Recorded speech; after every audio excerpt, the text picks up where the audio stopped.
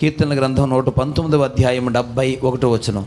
కీర్తనల గ్రంథం 119వ అధ్యాయం 71వ వచనం. నేను నీ కట్టడలను నేర్చుకున్నట్లు శ్రమ నొంది ఉండుట మేలాయను.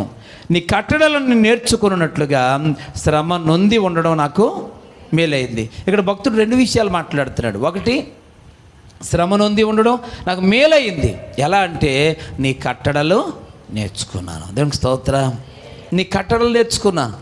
కొన్నిసార్లు కొందరికి వ్యసనాలు మానేయమని, అలవాట్లు మానేయమని ఎన్నిసార్లు చెప్పినా వినరు.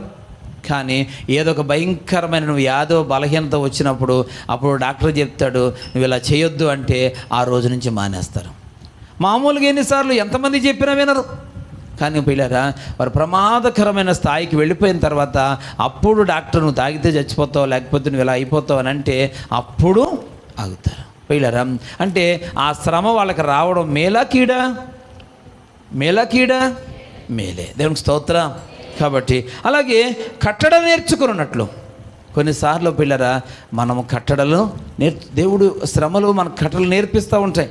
కొన్ని పాఠాలు మనకు నేర్పిస్తూ ఉంటాయి. ఈ శ్రమలే కనుక రాకపోతే వాక్యం పూర్తిగా నేర్చుకోం. మనం శ్రమలు రాకపోతే మీరు ఎవరు ఇలా కూర్చోరు, నేను ఇక్కడ ఇలా వాక్యం చెప్పను. దేవునికి స్తోత్రం. హల్లెలూయా.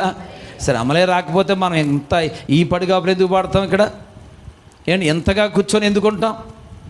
దేవుని వాక్యం వింటున్న వాళ్ళారా, శ్రమలు శోధనలను మనం ఏమయ్యామంటే అలాగా చెక్కబడి ఈరోజు ఈ చక్కని విధేయత కలిగిన విశ్వాసిగా మనం కూర్చోగలుగుతున్నాం, ఉండగలుగుతున్నాం, మాట్లాడగలుగుతున్నాం, జీవించగలుగుతున్నాం. దేవునికి స్తోత్రం. కాబట్టి శ్రమలు మనకు ఒకటి కట్టడలు నేర్పిస్తాయి, అందులోనే ఇంకో మాట ఏంటంటే మేలు కలుగజేస్తాయి. ఏంటి చెప్పండి? మేలు మేలు మేలు. కాబట్టి శ్రమలు అనిపించడం మేలా కీడా? హెబ్రీ పత్రికలో 11వ అధ్యాయంలో, హెబ్రీ రాసిన పత్రిక 11వ అధ్యాయం 24వ వచనాన్ని చూస్తే 24వ వచనంలో మోషే పెద్దవాడైనప్పుడు విశ్వాసమును బట్టి ఐగుప్తు ధనము కంటే క్రీస్తు విషయమైన నింద గొప్ప భాగ్యమని ఎంచుకొని అల్పకాల పాపభోగం అనుభవించడం కంటే దేవుని ప్రజలతో శ్రమ అనుభవించుట మేలను యోచించి అనిపించుకొనుటకు ఒప్పుకొనలేదు. దేవునికి స్తోత్రం. పిల్లరా, ఇక్కడ ఫరో కుమార్తె కుమారుణ్ణి అనిపించుకోవడానికి ఒప్పుకోలేదటండి. ఎందుకనంటే క్రీస్తు విషయమైన నింద గొప్ప భాగ్యమని ఎంచుకున్నాడంట. పిల్లరా, ఎందుకనంటే తన జీవితంలో పిల్లరా శ్రమ మేలు చేస్తుంది. హల్లెలూయా. మోషే ఏమని భావించాడు? శ్రమలే నాకు మేలు చేస్తాయి. ఆ మాట మరొకసారి చదివితే అవును, విశ్వాసమును బట్టి ఐగుప్తు ధనము కంటే నింద గొప్ప భాగ్యమని ఎంచుకొని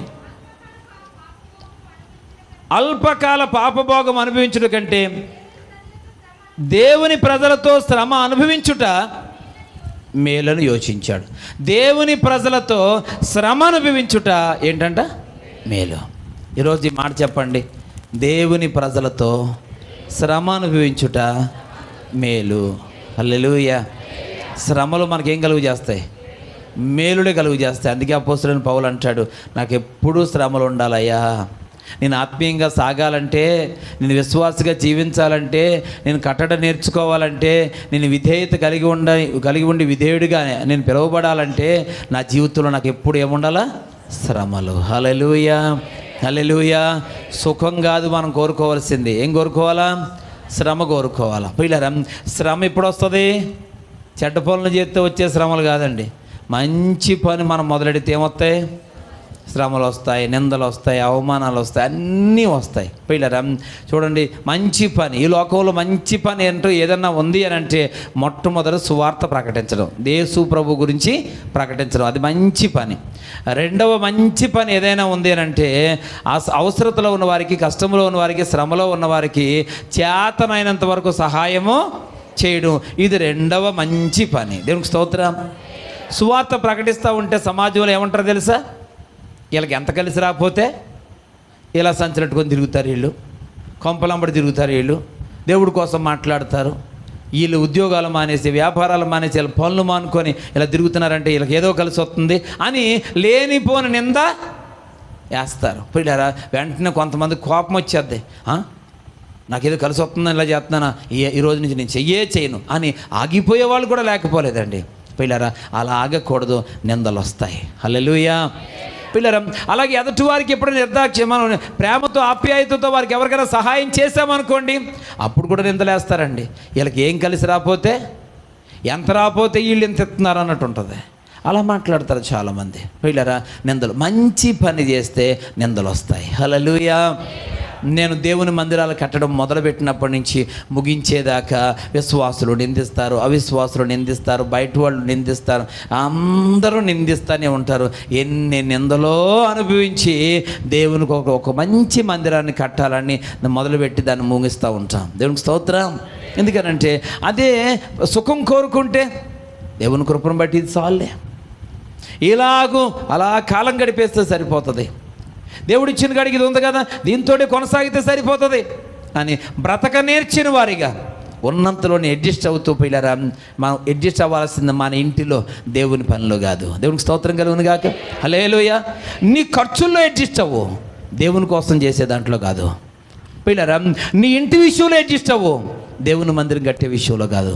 పిల్లరా, మనం ఈ లోకంలో మాట్లాడుకునేటువంటి కాలక్షేపం కోసం మాట్లాడుకునే విషయంలో అడ్జస్ట్ అవ్వు, కానీ దేవుని సువార్త ప్రకటించే విషయంలో కాదు. ఈ సమాజంలో పిల్లరా, మనం దేని కొరకు మనం ప్రయాసపడుతున్నామో అది ఆలోచించి ముందుకెళ్తే, దేవుని పని కోసం మనం ముందుకు వెళితే ఖచ్చితంగా నిందలు వస్తాయి, ఖచ్చితంగా శ్రమలు వస్తాయి. సాటి మనిషికి సహాయం చేసే మనసుతో ముందుకు వెళితే ఖచ్చితంగా శ్రమలు వస్తాయి. ఇదేనా దేవుని వాక్యం ఉంటున్న వాళ్ళరా, శ్రమలు అనేవి మన జీవితాల్లోకి వస్తూ ఉంటాయి. వాటన్నిటిని మనము సహిస్తే మనకు మేలు కలుగుతుంది.